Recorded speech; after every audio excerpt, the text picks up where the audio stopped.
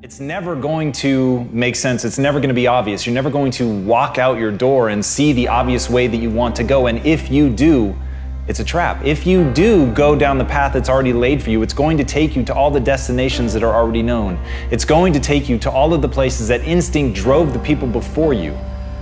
But if you want to go somewhere unique, if you want to go somewhere that only you would go, if you want to create something new and really live a life that was meant for you because it's literally crafted by you, you have to take the first steps on faith. And as Rumi said, as you start to walk out on the way appears. So as you're looking at the choices that are before you, where you've got a path that's well trodden, you've got a path that literally is invisible and won't become something until you step on it, you have to understand that that's what this life is meant to be, and that the only frustration that you will look back on with tremendous regret is knowing that you did what was easy, even though it wasn't you. There's some mechanism inside of us. There's something that wants us to walk a path that's never been walked before. And the thing that makes it so hard is right now inside of you is a desperate desire for that to be easy. But it's not going to be easy. It's going to be hard. You're going to fail. You're going to stumble. You're going to fall on your face. And thank God.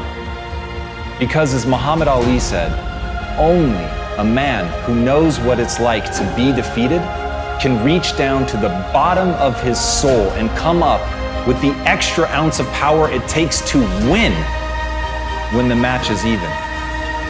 So what you have to ask yourself is, what do you want? Do you want it to be easy? Do you want the path to be well-worn? Or do you want the path to be yours? Do you want to know that inside of you is something that you can reach into and grab and that will be there at the moment that you most need it? Do you want to know that you're that type of person? Because if you do, you have to be willing to walk the path that doesn't exist. You have to be willing to tread through the brambles. You have to be willing to fall, because it is in that process of failure and pain and agony and suffering that you will become. That's the process that will make you you. That's the process that will shape you.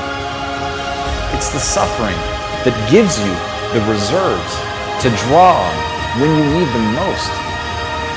So when you ask for safety, when you ask for ease, know that you're saying a prayer for weakness.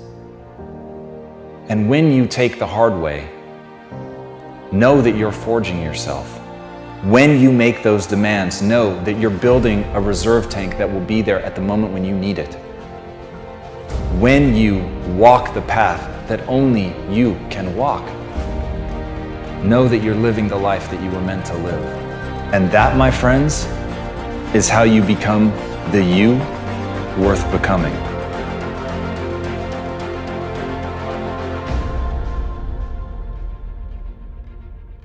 Let me just say this very clear so everybody gets it through their fucking dome.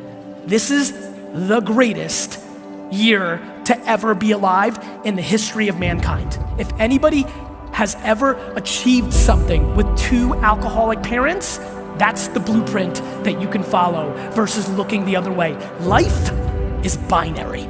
It's either offense or defense. You are either sitting in your seat right now on the offense or you're not. There is no half pregnant, there's no in between. You're either this or that. Do I believe that there is suppression around? Of course.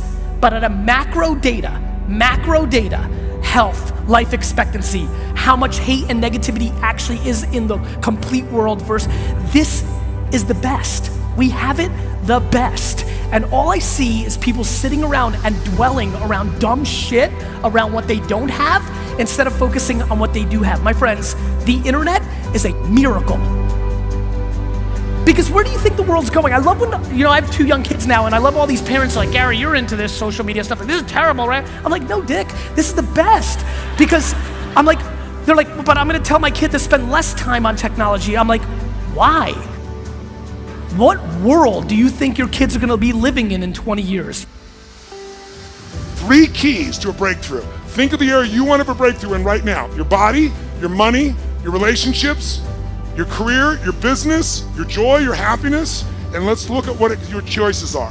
First element, there are 3 S's for a breakthrough. First element most people are looking for is they're looking for the right strategy. But more often you're missing the number 2 thing you need, and that is the right story.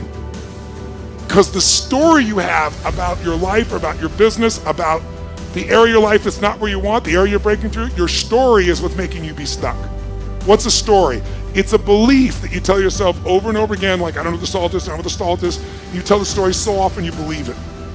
In fact, write this down. The only thing keeping you from getting what you want, the only thing keeping you from getting what you want is the story you keep telling yourself about why you don't have it.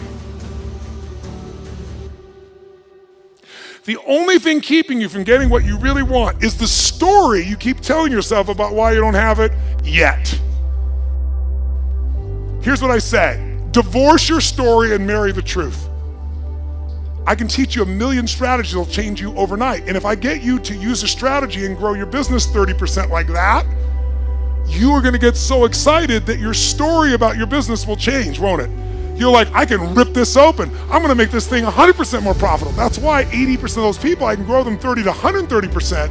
Because once I get into momentum, people's story changes. And when their story changes, the third and most important thing changes, their state. You've got to figure out what it is that actually makes you feel alive. And if you understand that the game that you're playing is actually a game of brain chemistry and that nothing else matters, there's no objective truth, there's no one path to glory, there's no one life for you to live. There's only the subjective truth, the thing inside you, that gut instinct, that voice that whispers to you. You've got to learn to trust that. You've got to learn to trust it by building it up. You've got to learn to trust it by taking actions and gut checking yourself and asking, is that me? Is that who I want to be? Or is that somebody else, cultural voice, my parents, my lover, whatever, trying to speak through me? And as Harley Davidson said, when writing the story of your life, don't let anyone else hold the pen. So right now, ask yourself, who's writing your story? Is it you? Are you really listening to the voice in your head? Are you looking at and living by the things that give you the chills? Or are you trying to live a life that somebody else wants for you? And remember, when you think about that question, what William James said, act as if what you do matters, because it does. Even if for nobody else, every step you take, every thought that you allow to permeate your mind, everything that you obsess about, your dreams, the things that you want, the hopes that you spend your time with, they matter to you because they tell you who you are. They tell you who you're trying to become. And ultimately, those things that you let monopolize your mind will become you.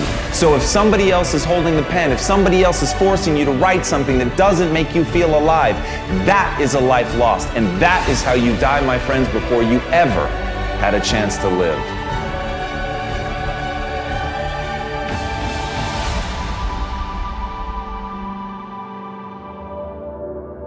I want to ask y'all a question, and I need some answers. Most of us, most of you that's looking at this video don't even know it. You're not even conscious of it, but you're living your life.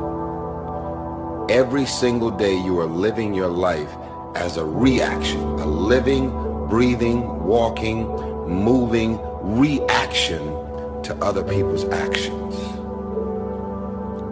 Some of y'all are moving and operating within your ex and the insecurities that he put on you. Some of y'all are still doing things within the rules and the laws and the boundaries of somebody else's actions.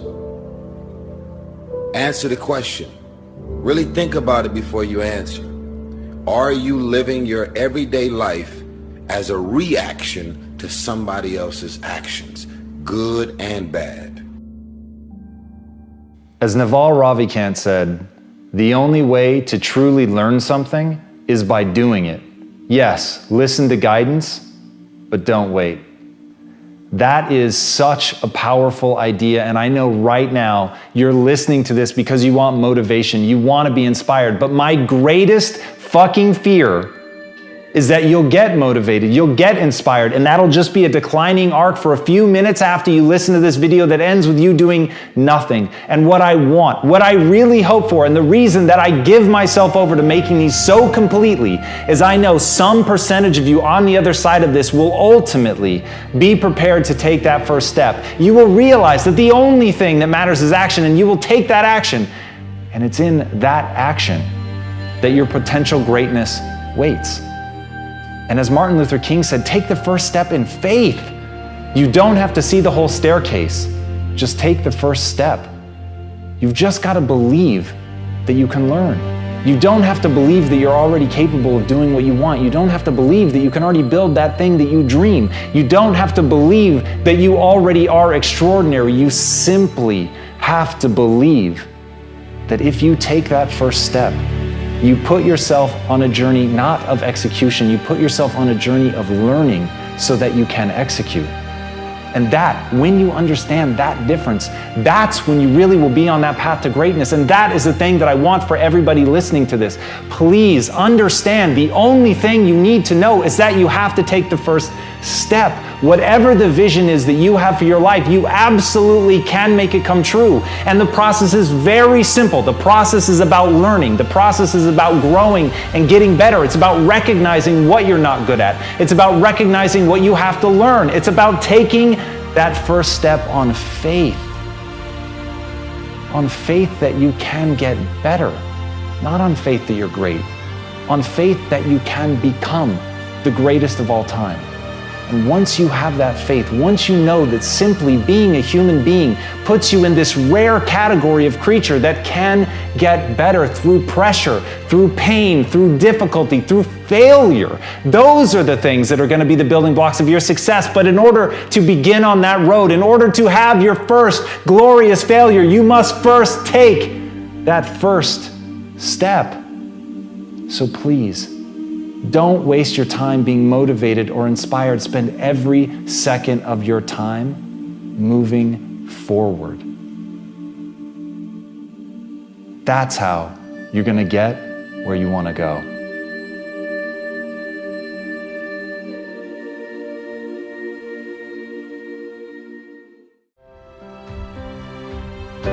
One of the most powerful thoughts that I know is, will this matter once I'm dead? Will this matter in 200 years, 300 years? How about 1,000 or 2,000 or 1,000,000 years? See, you have an opportunity today to step into your greatness, to live the way that you want to live. But we would rather project bullshit worries and concerns into our next day, ruining our potential, ruining our opportunity to make a difference. Quit bringing depression into your own life. What is your vision? Greatness is the most demanding mistress you're ever going to encounter. And I understand the advice that I'm about to give you is not for everyone. Most people should turn this off.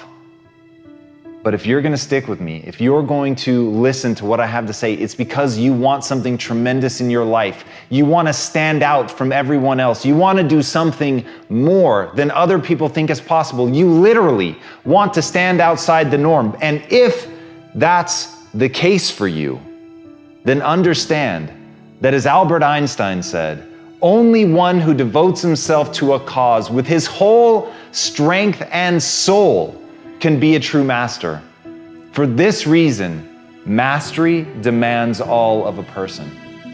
If you want to get great, if you really want to make a skill set your own, if you want to be able to do something, and at the end of the day, if you want to transform the world, if you want to make grand changes, if you want to do all of that shit, all the empty words that people spout all the time, let me tell you, the only thing that's going to separate you from all the other blowhards who are just talking words and will never do anything is to give yourself over completely, to let that obsession, let that thing that you love completely consume you. And in that, your only chance to really become great lies. As Franz Kafka said, don't bend, don't water down, don't try to make it logical. Rather, follow your most intense obsessions mercilessly. Can you do that?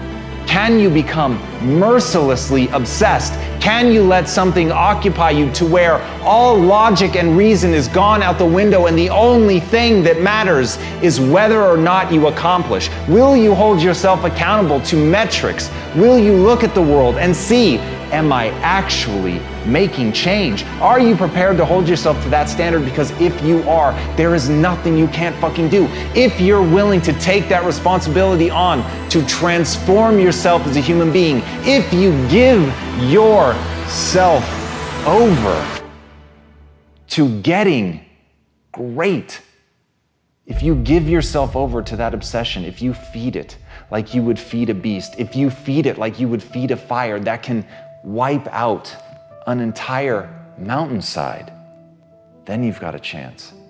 But it's got to burn within you like that. You've got to feed it like that. You've got to feed it skills. You've got to get better every day. You've got to constantly wake up and understand exactly what it is that you're building towards that, and build towards it with a relentlessness that other people think is mania, that other people can see only madness in what you do.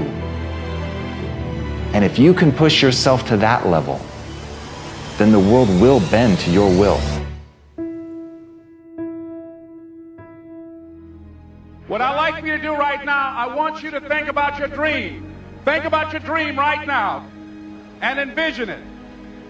I don't know what that dream is that you have. I don't care how far-fetched it might appear to be. I don't care how disappointing it might have been as you've been working toward that dream. But here's what I know, that dream that you're holding in your mind, that it's possible. See, sometimes we can't say, I can do that. But what we can say, that it's possible that I can have my dream as we run toward it, as we work on it day in and day out. And most people don't work on their dreams. Why? They stop growing, they stop working on themselves, they stop stretching, they stop pushing themselves.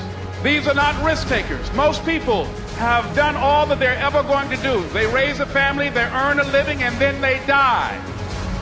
But people who are running toward their dreams, life has a special kind of meaning. That in the process of working on your dreams, you are going to incur a lot of disappointment, a lot of failure, a lot of pain, a lot of setbacks, a lot of defeats. But in the process of doing that, you will discover some things about yourself that you don't know right now. What you'll realize is that you're more powerful than you could ever begin to imagine. Align yourself with people that can encourage you, people that can empower you, people that you can learn from, people that you can grow from. Look at your life, look at where you want to go. Don't worry about your circumstances. Don't worry about your age. See, it's time now. If you want to make this your decade, you've got to start saying yes to your life. You've got to start saying yes to your dreams, yes to your unfolding future, yes to your potential. Why not? The future is unfolding for you right now. The future is unlimited for you right now. No one knows where you can go. No one knows what you're capable of or what's possible for you. We have the power to change our personal history, changing the direction of our lives, changing our thoughts, changing where we want to go, exploring new horizons. So as you begin to look at this decade and affirming that this is your decade, as you set goals that will make you stretch, that will bring out the best in you, as you begin to remove the negative, toxic people from your life, as you decide to take some chances in life. And that's one of the things that's very important. Viscott said, if you're not willing to risk, you cannot grow. And if you cannot grow, you cannot become your best. And if you cannot become your best, you cannot be happy. And if you can't be happy, then what else is there? People should make New Year's resolutions if they're actually watching this video on January 1st. If they're watching it on December 23rd, they should make December 23rd resolutions. Waiting miraculously to when the calendar flips to start making your life better, is silly at best and pisses me off at worst. And so whenever you're watching this, because it lives on the internet, and thus that means you could watch this on June 17th, 2017, make a resolution every day of your life because you only get one at bat. The reason people struggle with having a New Year's resolution and sticking to it is because it was a tactic to do a New Year's resolution. Hence why my first answer was right, which is when you actually decide to make a change in your life, whether about weight or job or going out with somebody or relationships, that's when you actually pull it off. It's religion, not tactics. It all comes down to the inner game, my friends. Changing your life is a change in the inner game. The outside world you can't control, but you have absolute control over this one if you learn the dynamics of what shapes you. Raise your standard. Take those 3 magic words and live them. Okay, I'm gonna go make this happen. I'm gonna go make this much money. I'm gonna transform my kids. I'm gonna create the ultimate relationship in my life. I'm gonna transform my body. And then you don't have strong enough reasons and you don't use it. You don't follow through. It's because you didn't back up your standards with what makes those standards real, and that's rituals. Rituals are where the power is. Rituals define us. See, all the results in your life are coming from your rituals. They start with a standard and then have rituals that follow it up. So the secret to real happiness is progress. Progress equals happiness, and if we can make progress on a regular basis, we feel alive, and that's why at the beginning of the year we get this thing like, okay, I can have this fresh start, I could really do what my soul desires, I could expand, I could grow, I could improve, I could change. Or maybe better than change, I could progress. Think about that. Progress is an aliveness to it, doesn't it? You don't have to work at changing. People say all the time now, well, I'm working on changing. Don't worry about it. You don't have to work on changing. Change is automatic. But progress is not. There is a system. There is an orbit that you've been functioning in, and that most of the people around you contribute to. There's a social construct that contributes to you coming back down again. That defines you. And people are comfortable with you. They don't mind you leaping up every now and then, as long as you come back down with us. In fact, people only hate on you when you try to get away. As long as you come back down and fit back in the system, people don't have no trouble with you. But the moment you pack up your bags and say, see you, wouldn't want to be here, I'm out of here, people have a problem with that because you're leaving the orbit. And you're going to have to break the gravitational pull, and then you're going to fly. You're going to spread your wings and you're going to sail into your destiny. There's a reason you survived. There's a reason you endured. There's a reason that you cried but didn't faint. That you crawled but you didn't collapse. That you fell down but you weren't shattered. You're a new person, but before you walk out of that door, you got to have a new mind. You cannot believe the old labels. I want you to stop speaking negativity over yourself. You are an answer. Walk like it, talk like it, plan like it. The world will change their opinion about you the day after you do. A vision is about what you're here to create. A vision that really works is one that excites you. If you say, well, my resolution, my goal, my outcome for this month, this week, this year is to lose X number of pounds, that's okay, but it's not very compelling. It has to be a compelling vision. It's got to have something that has the power to pull you, not something you have to push yourself to do. Those are two different kinds of motivation. Push requires willpower, and willpower never lasts. What will last is pull. Having something so exciting, so attractive, something you desire so much that you have a hard time going to sleep at night and you get so up early in the morning to rock it and take it to the next level. So it's got to be a vision that's compelling. Something that you know it's going to be a gift to make sure that it happens. And also, along with that compelling vision, you got to have strong enough reasons that you're going to follow through when the going gets tough.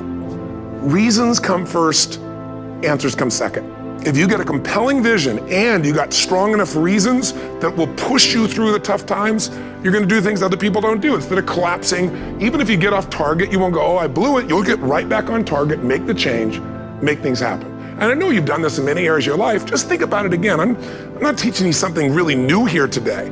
I just want to remind you of what your soul knows. You gotta change, you gotta improve, and you gotta go through a simple process fundamentally to make that progress. First step, vision that's compelling. Second step, make sure that there's strong enough reasons to follow through.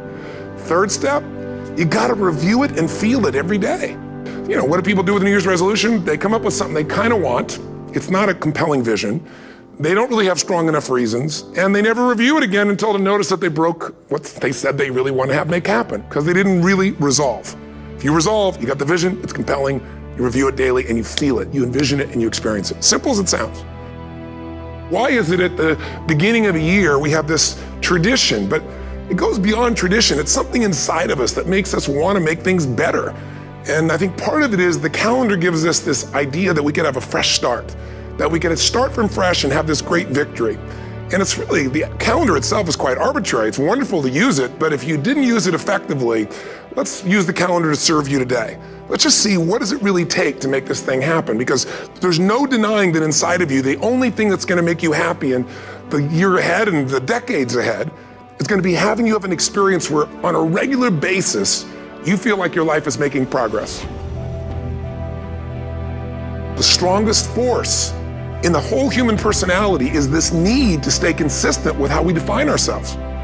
If you define yourself as somebody who is really conservative, you're not gonna be crazy and act nuts unless you're really drunk or something, and then you can say it's the alcohol, when it's really just you finally getting permission to be yourself. The alcohol is your excuse. If you're a really crazy person, you act crazy, outrageous, playful. You don't act conservative because that's not who you are. Very often people say, well, I can't do that. I'm not that kind of person. And I always say to people, really, when did you define yourself? When I talk about, shoulds versus musts, think about your own life. I know there have been areas in your life where some point in time you just shifted and you raised the standard and your life changed. Because whatever people have their identity attached to, they live. Wants don't get met consistently, standards do. Whatever you identify, this is who I am. And so it's not so much about changing your identity as it is expanding it. Deciding that, instead of your goal is to lose 10 pounds, which is not compelling, what if your vision was to get back to my fighting weight? This year, this month, this next 90 days, I'm gonna transform my body. I'm gonna take on a new challenge. I'm gonna find some technique or strategy, there's a million of them, that can reframe myself where I want to feel younger, stronger, more vibrant than ever before. Here's my reasons, because I want the energy to really make my life work, because it's tough out there and I want to be stronger than I've ever been before. If you are where you want to be physically, you have very different rituals than if you're not where you want to be physically. If you're overweight, you and I both know you got a different ritual than if you're physically fit. The only thing that's going to make you happy, my friend, in this year or any other, is to step up. It's to raise the standard, it's to discover what you're capable of and feel that incredible power of pushing through whatever's holding you back and get to the other side of more of your true self. That's what this game's all about. Don't let this year be like last. And if last year was great, still don't let it be that way. Raise the standard. If your life is perfect and extraordinary, you darn well know you're not gonna be happy unless you keep making it better. That's what makes us feel alive. It's not what we get that makes us happy, it's who we become and what we're able to give because we become more. Once you discipline yourself in one area of your life, you feel yourself doing it in other areas as well. I always say something that my original teacher taught me. I always remind people, there's always two pains in life. There's the pain of discipline, or there's the pain of regret. And discipline weighs ounces, as my friend Jim Rohn taught me. Regret weighs tons. You don't have regret.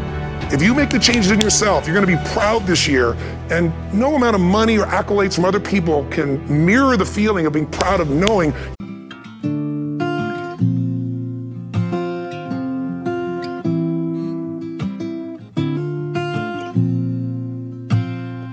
I hear a lot about sinners. Don't think that I'll be the same, but I might go down to the river There's a way that the sky opens up.